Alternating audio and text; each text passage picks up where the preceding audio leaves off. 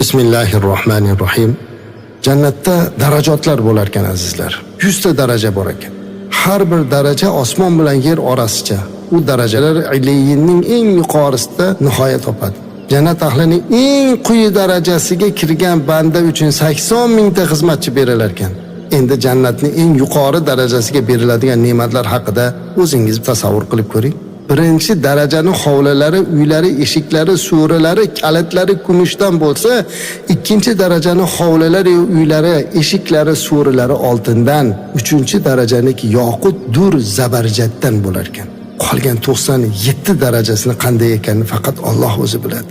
Jannatga kirgan bir ahl bor. Bilasizmi ular kim? Qur'on egalari. Jannatga kirganda o'qi va ko'taril der ekan ularga. O'qi va ko'taril. Ular Qur'onni o'qir ekan va har bir oyatida bir daraja ko'tarilib boraverar ekan va uni to'xtagan joyi oxirgi manzili bo'lar ekan. Jannatda ustma-ust qurilgan xonalar bor ekan. U taqvodor bandalarga beriladi. U qizil yoqut, yashil zabarjat va oppoq durdan qurilgan bo'lar ekan. Jannat ahli u boloxonalarini xuddi ufqning sharqi yoki g'arbidagi yulduzlarni ko'rgandek ko'rib tomosha qilib o'tirar ekanlar. Bu dunyoda do'st bo'lib bir-birini Alloh uchun yaxshi ko'rganlar qizil yoqutli ustunlar ustidagi 70 ming boloxonalarda bo'lar ekanlar azizlar.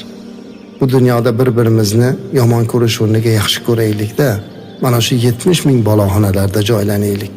Ularning husni dunyo ahliga quyosh qanday nur sochsa, jannat ahliga shunday nur sochib turar ekan. Alloh yo'lida do'stlashganlarning yuzidan chiqayotgan nurni, go'zalligini ko'rish uchun boshqa jannat ahllari yuringlar, Alloh yo'lida do'stlashganlarni ko'ramiz deb chaqirar ekanlar. Qachon ularni ko'rsalar, ularning husnlari, go'zalliklari jannat ahliga nur taratib turadi, xuddi dunyo ahliga quyosh nur sochgandek. Ularning ustilarida ipakdan bo'lgan go'zal liboslar bo'lar ekan. Ularning peshonalariga ular Alloh azza va jalla yo'lida bir-birlarini yaxshi ko'rganlar deb yozib qo'yar ekan.